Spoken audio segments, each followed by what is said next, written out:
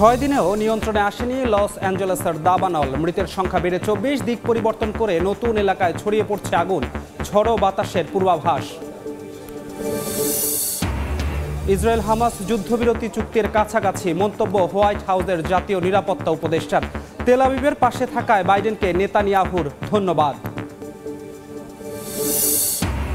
Syria নিয়ে আলোচনায় রিয়াদ সফরে মধ্যপ্রাচ্য ও পশ্চিমা পররাষ্ট্রমন্ত্রীরা। নিষেধাজ্ঞা তুলে নিতে বৈঠক করতে সম্মত ইইউ, অন্তর্ভুক্তিমূলক সরকার গঠনের আহ্বান। মিয়ানমারের কাচিন রাজ্যে জান্তা বাহিনীর বিমান হামলা, 15 বেসামরিক নিহত, আহত 10 নিশ্চিত করল বিদ্রোহী গোষ্ঠী কেআইএ। এবং ট্রাম্পের শপথের আগ মুহূর্তে যুক্তরাষ্ট্র অভিমুখে অভিবাসীদের ঢল। মেক্সিকো সীমান্তে হাজারো মানুষ। নবনির্বাচিত মার্কিন প্রেসিডেন্ট ফেরত পাঠাবেন না বলে আশাবাদী।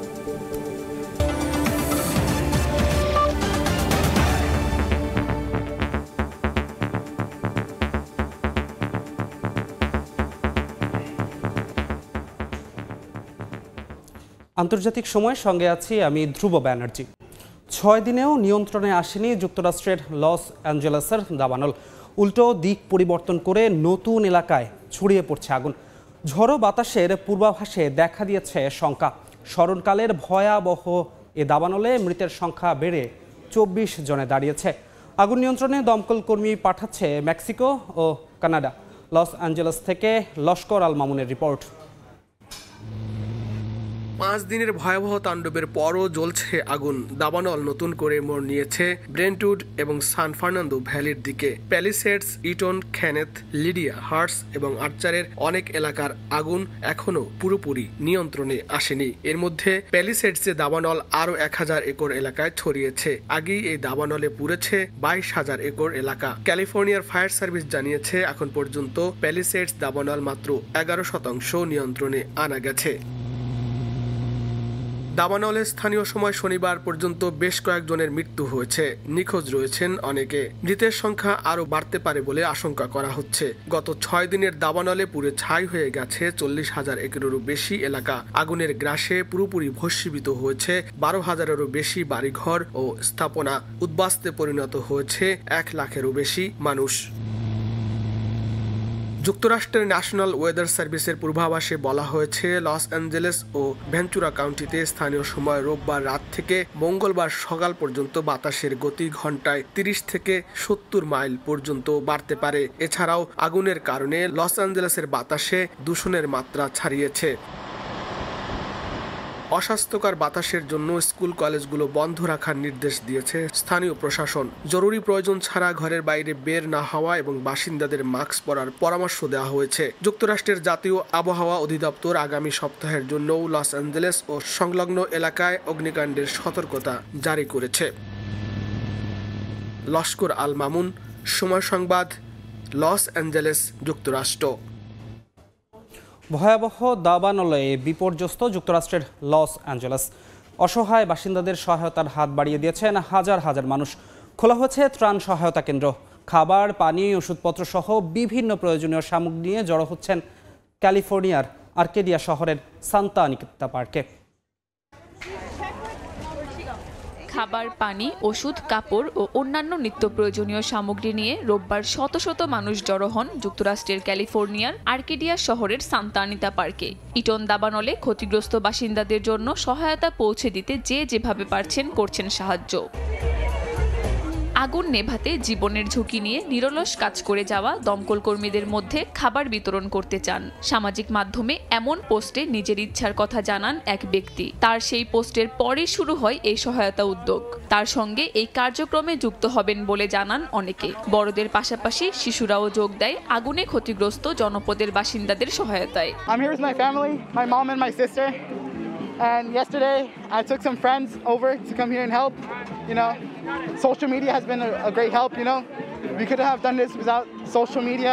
শুধু এই স্থানটিতেই নয়, দাবানলে বিপর্যস্ত মানুষের পাশে দাঁড়াতে অন্যান্য অঞ্চলেও ত্রাণ সামগ্রী সংগ্রহ করা হচ্ছে। হলিউড সেলিব্রিটিরাও ভোগান্তিতে থাকা বাসিন্দাদের সহায়তায় এগিয়ে আসছেন। এছাড়া স্থানীয় রেস্তোরাঁগুলো বাস্তুচ্যুত মানুষদের জন্য বিনামূল্যে খাবার দিচ্ছে। কাকলি আখতার, সময় সংবাদ। ইসরায়েল ও হামাস যুদ্ধবিরতি এবং বন্দি বিনিময় চুক্তির কাছাকাছি পৌঁছেছে। রোববার একথা জানিয়েছেন হোয়াইট হাউসের জাতীয় নিরাপত্তা উপদেষ্টা।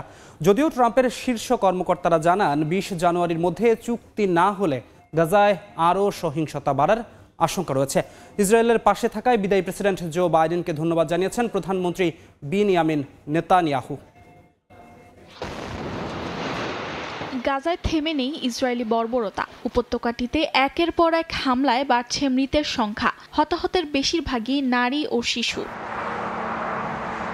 গাজার পাশাপাশি অধিকৃত পশ্চিম তীরের দুরা শহরে টানা 3 দিনের মতো হামলা অব্যাহত রেখেছে নেতানিয়াহু বাহিনী। শহরের কেন্দ্রস্থলে গ্রেনেড ও টিয়ার গ্যাস নিক্ষেপ করা হয়। দেইর ইস্তিয়ায় অভিযান চালিয়ে বহু যুবককে আটক করেছে ইসরায়েলি সেনারা। এছাড়াও কয়েকটি নতুন এলাকায় চেকপোস্ট স্থাপন করে তারা। গাজায় ইসরায়েলি হামলার মধ্যেই কাতারে চলছে যুদ্ধবিরতির আলোচনা। হোয়াইট হাউসের জাতীয় নিরাপত্তা উপদেষ্টা জানান, ইসরায়েল ও হামাস যুদ্ধবিরতি ও বন্দি বিনিময় চুক্তির খুব কাছাকাছি পৌঁছে গেছে। যদি ট্রাম্প ক্ষমতায় আসার আগে চুক্তি না হয় তবে গাজায় সহিংসতা আরও বাড়ার আশঙ্কা রয়েছে বলে জানান নবনির্বাচিত মার্কিন প্রেসিডেন্টের শীর্ষ কর্মকর্তারা। এদিকে বিদায় মার্কিন জো বাইডেনকে ধন্যবাদ জানিয়েছেন ইসরায়েলের প্রধানমন্ত্রী বেনিয়ামিন নেতানিয়াহু। যুক্তরাষ্ট্রের নতুন প্রেসিডেন্টও ইসরায়েলের প্রতি সমর্থন প্রদর্শন করবে বলে আশা ব্যক্ত করেন তিনি। 2023 সালের 7 অক্টোবর থেকে গাজায় হামলা চালাচ্ছে দখলদার ইসরায়েল। চলমান হামলায় 46,500-এর বেশি ফিলিস্তিনি নিহত হয়েছেন। আহত হয়েছেন 1 লাখের বেশি, আর বাস্তুচ্যুত হয়েছেন লাখ লাখ ফিলিস্তিনি। অর্জিতা শাহজিন, সময় সংবাদ। আসাদ সরকারের পতনের পর সিরিয়া পরিস্থিতি নিয়ে আলোচনায় রিয়াদ সফরে গেছেন মধ্যপ্রাচ্য ও পশ্চিমা দেশগুলোর পররাষ্ট্রমন্ত্রী ও শীর্ষ কূটনীতিকরা। দামেস্কের উপর থেকে পশ্চিমা নিষেধাজ্ঞা তুলে নেয়ার বিষয়ে আলোচনায় সম্মত হয়েছে ইউরোপীয় ইউনিয়ন। একই সঙ্গে জোটের পক্ষ থেকে সিরিয়ায় একটি অন্তর্ভুক্তিমূলক সরকার গঠনের আহ্বান জানানো হয়েছে। রাশিয়ার সহযোগিতা ছাড়াই দেশ পুনর্গঠনে আশাবাদী সিরিয়ার সাধারণ মানুষ। আসাদ সরকারের পতনের পর সিরিয়া পুনর্গঠনে সৌদি আরবের রিয়াদে প্রথমবারের মতো শুরু হয়েছে সিরিয়া বিষয়ক আলোচনা। সিরিয়ার ভবিষ্যৎ করণীয় ঠিক করতে এক টেবিলে বসেন মধ্যপ্রাচ্য ও পশ্চিমা দেশগুলোর শীর্ষ কূটনীতিক। বাশার আল আসাদ সরকারের পতনের পর সৌদি আরবের নেতৃত্বে সিরিয়া বিষয়ে এটি প্রথম বৈঠক। বৈঠকে সিরিয়ার নতুন প্রশাসনের পক্ষ থেকে পশ্চিমা নিষেধাজ্ঞা প্রত্যাহার ও দামেস্ককে সচল রাখতে আন্তর্জাতিক তহবিলের ওপর জোর দেওয়া হয়। নিষেধাজ্ঞা ইস্যুতে আলোচনায় সম্মত হয়েছে ইউরোপীয় ইউনিয়ন। ইউর পররাষ্ট্রনীতি প্রধান জানান, আগামী 27 জানুয়ারি ব্রাসেলসে সিরিয়ার ওপর থেকে নিষেধাজ্ঞা শিথিলের বিষয়ে জোটের 27 দেশ আলোচনা করবে। অবশ্যই নিষেধাজ্ঞাগুলো দেশ গঠনে বাধা সৃষ্টি করছে, বিশেষ করে ব্যাংকিং খাতে। তবুও এই অবস্থাতেই পুনর্গঠনের কাজ শুরু করতে হবে। যদি আমরা দেখি সঠিক পথে এগোচ্ছে তাহলে পরবর্তী পদক্ষেপ নেব, কিন্তু যদি দেখি ভুল পথে এগোচ্ছে দেশ তাহলে আমরাও পিছু হটব। সিরিয়ায় একটি অন্তর্ভুক্তিমূলক সরকার গঠনের আহ্বানও জানায় ইউরোপীয় ইউনিয়ন। রাশিয়ার সহযোগিতা ছাড়াই দেশ পুনর্গঠনে ভবিষ্যৎ পরিকল্পনার কথা ভাবছে সিরিয়ার সাধারণ মানুষ। তাদের অভিযোগ, দীর্ঘদিন ধরে পুতিন প্রশাসন আসাদ সরকারকে সহায়তার মাধ্যমে দেশকে ধ্বংস করে ফেলেছে। বর্তমানে সিরিয়া ভূখণ্ড থেকে রুশ সেনারা চলে যাবে এমন প্রত্যাশা তাদের। রাইসা জান্নাত, সময় সংবাদ। ইউক্রেনের খার্কিভ ও দোনেস্ক অঞ্চলে আরও 2টি বসতি দখলের দাবি করেছে রুশ বাহিনী। রোববার কিয়েভের ছোড়া 50টির বেশি ড্রোন প্রতিহতের কথাও জানায় মস্কো। এদিকে ইউক্রেনীয় সেনাদের মুক্তির বিনিময়ে কুর্স্ক থেকে আটক উত্তর কোরিয়ার 2 সেনাকে ফিরিয়ে দেওয়ার প্রতিশ্রুতি দিয়েছেন ইউক্রেনের president Volodymyr Zelensky. Russia Ukraine পাল্টাপাল্টি সংঘর্ষে বাড়ছে উত্তেজনা। একে অপরকে এক চুলো ছাড় দিতে রাজি নয় দুই দেশের সেনাবাহিনী। যুদ্ধ কবে শেষ হবে তারও নেই কোনো আভাস। রোববার ইউক্রেনের খার্কিভ ও দোনেস্ক অঞ্চলে আরও 2টি বসতি দখলের দাবি করেছে রাশিয়া। এক বিবৃতিতে দেশটির প্রতিরক্ষা মন্ত্রণালয় জানায়, এলাকা নিয়ন্ত্রণের পাশাপাশি কিয়েভের পাল্টা হামলা সফলভাবে প্রতিহত করেছে রুশ বাহিনী। এ সময় ইউক্রেনীয় বাহিনীর ছোড়া 55টি ড্রোন ভূপাতিত করার দাবি করা হয়। একই সঙ্গে খার্কিভ, জাপোরিজিয়া এবং খেরসনেও অব্যাহত রয়েছে হামলা।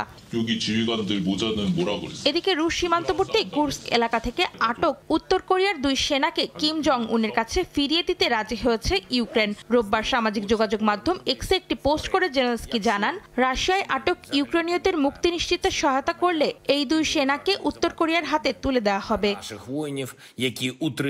দক্ষিণ কোরিয়ার দাবি, ইউক্রেন যুদ্ধে উত্তর কোরিয়ার প্রায় 300 সেনা নিহতের পাশাপাশি 2500-এর বেশি সেনা আহত হয়েছে।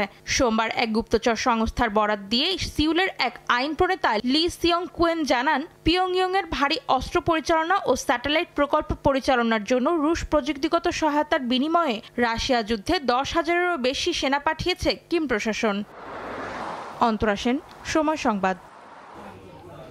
মিয়ানমারের কাচিন রাজ্যে জান্তা বাহিনীর বিমান হামলায় অন্তত 15 জন বেসামরিক নাগরিক নিহত হয়েছেন। আহত হয়েছেন আরও 10 জন।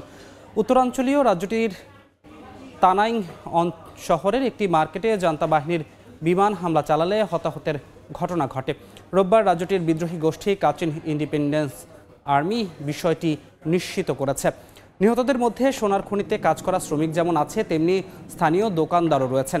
2021 সালে মিয়ানমারের অভ্যুত্থানে হওয়ার পর অন্যান্য রাজ্যের মতো কাচিনেও জান্তা বাহিনীর সঙ্গে বিদ্রোহীদের তুমুল লড়াই শুরু হয়।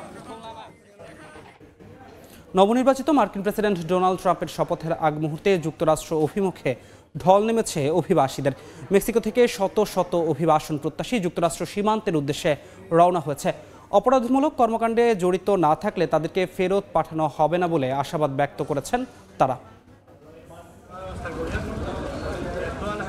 ভবিষ্যতের নিশ্চয়তার আশায় রাস্তায় শত শত অভিবাসী পরিবার পরিজন নিয়ে হেঁটে চলেছেন যুক্তরাষ্ট্র সীমান্তের দিকে। স্থানীয় সময় রোববার মেক্সিকোর তাপাচুলা শহর থেকে যুক্তরাষ্ট্রের উদ্দেশ্যে রওনা দেন বহু অভিবাসী। তাদের দাবি, সংঘবদ্ধ অপরাধ, হুমকি ও চাঁদাবাজি থেকে রেহাই পেতে মার্কিন সীমান্তের দিকে যাচ্ছেন তারা। আমরা মার্কিন যুক্তরাষ্ট্রকে একটি অর্থনৈতিক শক্তি হিসেবে টিকিয়ে রেখেছি। এটিকে এই পৃথিবীর সর্বশ্রেষ্ঠ সাম্রাজ্য বানিয়েছি। তাই চিন্তা করবেন না ডোনাল্ড ট্রাম্প, আমরা পরিশ্রমী মানুষ, দক্ষ শ্রমিক। যুক্তরাষ্ট্রের নবনির্বাচিত প্রেসিডেন্ট ডোনাল্ড ট্রাম্প ক্ষমতায় বসার আগে অভিবাসীদের দেশটিতে প্রবেশের বিষয়ে অভিবাসন নীতি আরোপ করা সত্ত্বেও মেক্সিকো থেকে আসা অপেক্ষমান অভিবাসীরা আশাবাদী। তাদের মতে, কোনো ধরনের অপরাধমূলক কর্মকাণ্ডে জড়িত না থাকলে যুক্তরাষ্ট্রের প্রবেশের ক্ষেত্রে বাধা দেবে না ট্রাম্প। এমনকি কোনো বেআইনি কাজ না করলে তাদেরকে ফেরত পাঠানো হবে না। আগামী 20 জানুয়ারি যুক্তরাষ্ট্রের প্রেসিডেন্ট হিসেবে শপথ নেবেন ট্রাম্প। তার শপথ ঘিরে গেল কয়েক সপ্তাহ ধরেই মেক্সিকো যুক্তরাষ্ট্র সীমান্তে ভিড় করছেন শত শত অভিবাসী। অর্জিতা শেহজিন, সময় সংবাদ। আন্তর্জাতিক সময়ে আরও থাকছে। নিজেদের সামরিক সক্ষমতা তুলে ধরছে ইরান। 2 মাসের মহড়া শুরু। জাপানের 4 দেশের যৌথ প্রদর্শনী। অংশ নিচ্ছে যুক্তরাষ্ট্র ও কানাডার সেনারাও। বিএনপি চেয়ারপারসন ও সাবেক প্রধানমন্ত্রী বেগম খালেদা জিয়ার শারীরিক অবস্থা উন্নতির দিকে। নিজেই কিছুটা হাঁটাহাঁটি করছেন। লন্ডনে চিকিৎসাধীন থেকেও দেশবাসীর খবর নেওয়ার পাশাপাশি জনগণের পাশে থাকতে দলীয় নেতাকর্মীদের নির্দেশনাও দিচ্ছেন। লন্ডন থেকে শোয়েব কবিরের রিপোর্টে বিস্তারিত। লন্ডনে দ্য ক্লিনিকে চিকিৎসাধীন মাকে দেখতে রোববারও আসেন বিএনপির ভারপ্রাপ্ত চেয়ারম্যান তারেক রহমান। ভিতরে প্রবেশের আগে সবার জন্য দোয়া চেয়েছেন তারেক রহমান। সবাই সবার জন্য দোয়া করতে হবে। ছুটির দিনেও হাসপাতালের সামনে ভিড় করেন যুক্তরাজ্য বিএনপি নেতাকর্মীরা। অপেক্ষা করেন দলের চেয়ারপারসন ও সাবেক প্রধানমন্ত্রী বেগম খালেদা জিয়ার শারীরিক অবস্থার খোঁজ নেওয়ার। চিকিৎসাধীন বেগম জিয়া সবসময় দেশের খোঁজ খবর রাখছেন। একই সঙ্গে জনগণের পাশে থাকতে দলীয় নেতাকর্মীদের নির্দেশনাও দিচ্ছেন। স্টেবল অবস্থায় আছেন এবং ইমপ্রুভ হচ্ছেন। আজকে নিজে হাঁটাহাঁটি করছেন এবং আপনারা জানেন ফ্যামিলির সাথে থাকলে স্বাভাবিকভাবে একটা সাইকোলজিক্যাল ডেভেলপমেন্ট হয়। উনি সবসময় দেশের খোঁজখবর নিচ্ছেন এবং জনগণের সমস্যাগুলি সমাধান করার জন্য আমাদেরকে তাগিদ দিচ্ছেন। এদিন প্রফেসর ডাক্তার প্যাট্রিক কেনেডি হাসপাতালে এসে বেগম জিয়ার শারীরিক অবস্থা পর্যবেক্ষণ করেন। আগের চেয়ে বেগম খালেদা জিয়া কিছুটা সুস্থ আছেন বলে জানান তার ব্যক্তিগত চিকিৎসক অধ্যাপক doctor AZM Zahid Hossain. Professor Patrick Kennedy এসেছিলেন, উনি ওনাকে দেখেছেন, ফিজিওথেরাপি যেটা দেওয়া হয় সেটা ওনারা দিয়েছেন এবং পরবর্তীতে উনি ফিজিওথেরাপি নেওয়ার পর মোটামুটি উনি ভালো আছেন। সাবেক প্রধানমন্ত্রী বেগম খালেদা জিয়া দীর্ঘদিন ধরে লিভার সিরোসিস, কিডনি, ডায়াবেটিস সহ শারীরিক নানা অসুস্থতায় ভুগছেন। চিকিৎসাধীন বেগম খালেদা জিয়া সবসময় দেশের খবর রাখছেন। একই সাথে জনগণের সমস্যা সমাধানের জন্য তাগিদ দিয়ে নির্দেশনা দিচ্ছেন বলে জানালেন বিএনপি চেয়ারপারসনের উপদেষ্টা ডক্টর এনামুল হক চৌধুরী। এদিকে মাকে হাসপাতালে দেখতে যাওয়ার সময় সবার জন্য দোয়া চাইলেন বিএনপির ভারপ্রাপ্ত চেয়ারম্যান তারেক রহমান। শোয়েব কবির, সময় সংবাদ, লন্ডন। ট্রাম্পের সঙ্গে ইসরায়েলি প্রধানমন্ত্রীর সাক্ষাৎ করার সম্ভাবনার মধ্যে নিজেদের সামরিক সক্ষমতার প্রদর্শনী শুরু করল ইরান। চলমান 2 মাসের সামরিক মহড়ায় এরই মধ্যে 2 ধরনের ড্রোন আর ক্ষেপণাস্ত্র ব্যবহার করেছে দেশটি।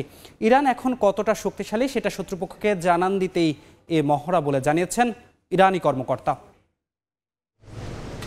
আর কিছুদিন পর যুক্তরাষ্ট্রের মসনদে বসতে যাচ্ছেন নবনির্বাচিত প্রেসিডেন্ট ডোনাল্ড ট্রাম্প। এবার ট্রাম্প প্রশাসনের সঙ্গে সাক্ষাৎ হতে পারে ইসরায়েলি প্রধানমন্ত্রী বিনিয়ামিন নেতানিয়াহুর, আর এতে চাপে পড়তে পারে ইরান। এমনিতেই ইরানের সঙ্গে যুক্তরাষ্ট্রের সম্পর্ক সাপে নেউলে। এর মধ্যে ইসরায়েল যুক্তরাষ্ট্রের সম্পর্ক আরও গভীর হলে ইরানের হিতে বিপরীত হতে পারে বলে মনে করছেন অনেকেই। এর মধ্যেই শত্রুপক্ষকে নিজেদের সামরিক শক্তি কতটা উন্নত তা জানান দিতে দীর্ঘ 2 মাসের সামরিক মহড়া শুরু করেছে পেজিশকিয়ান প্রশাসন। গেল 4 জানুয়ারি থেকে শুরু হওয়া এই আকাশপথের সামরিক মহড়া শেষ হবে আগামী মার্চ মাসে। ইরানের রাষ্ট্রীয় টেলিভিশন জানায়, দেশের আকাশসীমার সুরক্ষা এবং গুরুত্বপূর্ণ অবকাঠামোর রক্ষা নিশ্চিত করা এই মহড়ার লক্ষ্য। এর আগে বিপ্লবী গার্ড বাহিনী ইরানের প্রধান পরমাণু স্থাপনাগুলো রক্ষার জন্য ক্ষেপণাস্ত্র ও ড্রোন হামলা প্রতিরোধের মহড়া চালায়। স্থানীয় সময় শনিবার গোপন ক্ষেপণাস্ত্র শহরে সফর করেন মেজর জেনারেল হোসাইন। তিনি জানান, ইরান এখন কতটা শক্তিশালী সেটা শত্রুপক্ষকে জানান দিতেই এই মহড়া। ইয়াসিন মোহাম্মদ জিসান, সময় সংবাদ। আন্তর্জাতিক সময়ে আরও থাকছে। চীনের হেইলংচিয়াং প্রদেশে তুষার ও বরফের তৈরি পার্ক পর্যটন মৌসুম ঘিরে নানা ভাস্কর্য, মনোমুগ্ধকর দৃশ্য উপভোগে ভিড় পর্যটকদের। সার্বিয়ার বেলগ্রেদে সরকার বিরোধী বিক্ষোভ শুরু হয়েছে। স্থানীয় সময় রোববার রাস্তা অবরোধ করে হাজার হাজার মানুষ 15 মিনিট পর্যন্ত মোবাইল ফোনের আলো জ্বালিয়ে বিক্ষোভের সূচনা করে। স্টেট ইউনিভার্সিটি অব বেলগ্রেদের শিক্ষার্থীদের আয়োজনে এই কর্মসূচি অনুষ্ঠিত হয়। রেল স্টেশনের ছাদ ধসে নিহতদের কথা স্মরণ করেন তারা। ওই ঘটনায় দায়ীদের বিচারের আওতায় আনার আহ্বান জানায় বিক্ষোভকারীরা। গেল নভেম্বরে রেল স্টেশনের ছাদ ধসের ঘটনায় 14 জন নিহত হন। ইয়েমেনে গ্যাস স্টেশনে বিস্ফোরণের ঘটনায় অন্তত 15 জন নিহত হয়েছেন। আহত হয়েছেন আরও 67 জন। স্থানীয় সময় রোববার দেশটির আল বায়দা প্রদেশে পরপর 4টি গ্যাস স্টেশনে হঠাৎ বিস্ফোরণ হয়। হাউথি নিয়ন্ত্রিত মন্ত্রণালয় এক বিবৃতিতে জানায়, আহতদের মধ্যে অন্তত 40 জনের অবস্থা আশঙ্কাজনক। বিস্ফোরণের কারণ এখনও জানা যায়নি, তবে আবাসিক এলাকায় অসংখ্য গ্যাস স্টেশন থাকায় প্রাণহানি ঘটেছে বলে অভিযোগ স্থানীয়দের। দুর্ঘটনার তদন্তে নেমেছে স্থানীয় নিরাপত্তা বাহিনী। বিদ্রোহীদের হাত থেকে সুদানের ওয়াদ মাদানি আবারও নিয়ন্ত্রণে নিয়েছে দেশটির সামরিক বাহিনী। গত 2 বছর ধরে চলতে থাকা গৃহযুদ্ধে এটি তাদের সবচেয়ে বড় অর্জন। রাজধানী খার্তুমের দিকে অগ্রসর হয়ে এর মধ্যেই আবাসিক এলাকা নিয়ন্ত্রণে আনার দাবি করেছে সেনাবাহিনী। র্যাপিড সাপোর্ট ফোর্সের সঙ্গে সেনাবাহিনীর সংঘাতের মধ্যে দক্ষিণ সুদান ছাড়তে বাধ্য হচ্ছেন হাজারো বাসিন্দা। এ অবস্থায় বহির্বিশ্বের হস্তক্ষেপ ছাড়া এই যুদ্ধ শেষ হবে না বলে ধারণা বিশ্লেষকদের। 20 মাস ধরে চলতে থাকা যুদ্ধে গত রোববার সুদানের সামরিক বাহিনী তাদের সবচেয়ে বড় অর্জনের নাগাল পেয়েছে। 1 বছর ধরে আরএসএফ এর দখলে থাকা এল গেজিরা রাজ্যের রাজধানী ওয়াদ মাদানি নিজেদের নিয়ন্ত্রণে নেয়ার দাবি করেছে সুদানের সামরিক বাহিনী। এতে সেনাদের সঙ্গে রাস্তায় নেমে আনন্দ উল্লাসে মাতেন সাধারণ মানুষ। আরএসএফ এর নেতা মোহামেদ হামদান দাগালো তাদের পরাজয় স্বীকার করেছে। ওয়াদ মাদানির পর এবার রাজধানী খার্তুমের দিকে এগিয়ে যাওয়ার কথা জানিয়েছে সেনারা। তাদের দাবি, এর মধ্যেই রাজধানীর আল রুয়াদ আবাসিক এলাকার নিয়ন্ত্রণ নিয়েছে তারা। এতে বেশ কিছু মানুষ হতাহত হয়েছে বলেও জানায় তারা। তবে এই অগ্রগতি সম্পর্কে কোনো মন্তব্য করতে রাজি হয়নি আরএসএফ। এদিকে দ্বন্দ্ব সংঘাতে গত 2 বছরে বেহাল দশা সুদানের বাসিন্দাদের। 2 দলের ক্ষমতার লড়াইয়ে বলির পাঠা হচ্ছেন সাধারণ মানুষ। গত কয়েক সপ্তাহে সুদানের দক্ষিণাঞ্চলের হাজারো বাসিন্দা বাড়ি ছাড়তে বাধ্য হন। গণমাধ্যমের দাবি, প্রায় 2 বছর ধরে চলতে থাকা এই যুদ্ধে সুদানে মানবিক সংকট তীব্র হয়ে উঠেছে। দেখা দিচ্ছে দুর্ভোগ। এমনকি আধুনিক যুগের কোনো যুদ্ধের সবচেয়ে বড় বাস্তুচ্যুতি সংকট এটিই। এ অবস্থায় যুদ্ধ বন্ধের সবচেয়ে কার্যকর উপায় হবে বহির্বিশ্বের হস্তক্ষেপ মনে করছেন বিশ্লেষকরা। এসএএফ এবং আরএসএফকে মদদ দেওয়া দেশগুলো যদি যুদ্ধ থামাতে এগিয়ে আসে তবে এই সংঘাতের ইতি ঘটতে পারে বলে মনে করা হচ্ছে। বিশেষ করে যুক্তরাষ্ট্রের নবনির্বাচিত প্রেসিডেন্ট ডোনাল্ড ট্রাম্প ক্ষমতায় এসে যুদ্ধ বন্ধের পদক্ষেপ নেবেন কিনা সে আশাতেও দিন গুনছেন অনেকে। সাদিয়া তাসনিম, সময় সংবাদ। চীনের হেইলংচিয়াং প্রদেশ জুড়ে তৈরি করা হয়েছে তুষার ও বরফের তৈরি পার্ক। শীতকালীন পর্যটন মৌসুমকে ঘিরে এসব পার্কে রাখা হয়েছে বরফের তৈরি নানা ভাস্কর্য। রং বেরঙের আলো দিয়ে সাজানো এসব পার্কের মনোমুগ্ধকর দৃশ্য উপভোগ করতে ভিড় করছেন স্থানীয় বাসিন্দাদের পাশাপাশি পর্যটকরাও। বরফের ওপর রং বেরঙের আলো দিয়ে সাজানো এই পার্কগুলো চীনের হেইলংচিয়াং প্রদেশের। শীতকাল উপলক্ষে পর্যটকদের আকর্ষিত করতে শহর জুড়ে বরফের থিমে এসব পার্ক তৈরি করা হয়েছে। আছে বিনোদনের নানা মাধ্যমও। হেইলংচিয়াং প্রদেশের হেইহে শহরের 25,000 বর্গমিটার একটি বরফের পার্ক পরিণত হয়েছে অন্যতম পর্যটন আকর্ষণে। সেখানকার বরফের তৈরি বিশাল স্লাইডটি নজর কাড়ছে আগত দর্শনার্থীদের। শহরটি আগে থেকেই শীতকালীন অবকাশ উদযাপনের জন্য জনপ্রিয় স্থান হিসেবে পরিচিত। এবার আরও নতুন নতুন বিনোদনের মাধ্যম উদ্বোধন করা হয়েছে পর্যটকদের জন্য। আমি প্রথমবারের মতো বরফ ও তুষারের তৈরি ভাস্কর্য দেখছি। শীতের থিমে তৈরি এত বড় পার্ক উপভোগ করছি। আমি খুবই খুশি। আমি স্থানীয় বাসিন্দাদের উদ্দীপনা ও তাদের সংস্কৃতি অনুভব করতে পারছি। হেইলংচিয়াং এর আরেক শহর বেইয়ানেও উদ্বোধন করা হয়েছে আইস কার্নিভাল নামের থিম পার্ক, যেটি 1 লাখ বর্গমিটার জায়গা জুড়ে বানানো হয়েছে। পার্কটিতে অন্যান্য আয়োজনের পাশাপাশি রাখা হয়েছে বরফ ও তুষারের তৈরি অসাধারণ সব ভাস্কর্য। চমৎকার সব আয়োজনে পরিপূর্ণ এসব পার্কের সৌন্দর্য উপভোগ করতে ভিড় করছেন স্থানীয় বাসিন্দাদের পাশাপাশি পর্যটকেরাও। কাকুলি আখতার, সময় সংবাদ। আন্তর্জাতিক সময়ের শীর্ষ সংবাদ জানিয়ে দিচ্ছি আরেকবার। 6 দিনেও নিয়ন্ত্রণে আসেনি লস অ্যাঞ্জেলেসের দাবানল। মৃতের সংখ্যা বেড়ে 24। দিক পরিবর্তন করে নতুন এলাকায় ছড়িয়ে পড়ছে আগুন। ঝড়ো বাতাসের পূর্বাভাস। ইসরায়েল হামাস যুদ্ধবিরতি চুক্তির কাছাকাছি মন্তব্য হোয়াইট হাউসের জাতীয় নিরাপত্তা উপদেষ্টার। তেল আবিবের পাশে থাকায় বাইডেনকে নেতানিয়াহুর ধন্যবাদ। এবং সিরিয়া নিয়ে আলোচনায় রিয়াদ সফরে মধ্যপ্রাচ্য ও পশ্চিমা পররাষ্ট্রমন্ত্রীরা। নিষেধাজ্ঞা তুলে নিতে বৈঠক করতে সম্মত ইইউ। অন্তর্ভুক্তিমূলক সরকার গঠনের আহ্বান।